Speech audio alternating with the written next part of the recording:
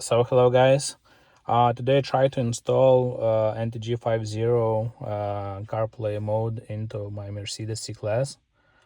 And I had a problem that when I did everything by instruction, I didn't had any sound even on radio. I tried to figure out where's the problem.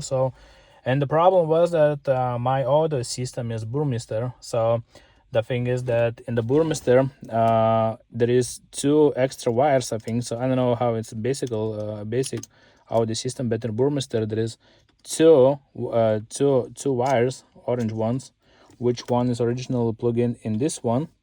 So when you want to fix and to get to sound, you have to unplug this one.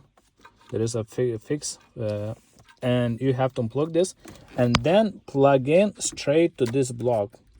And when you plug straight to this block, then the radio will see that they will have the feedback from the audio block, and yeah, you'll fix the problem.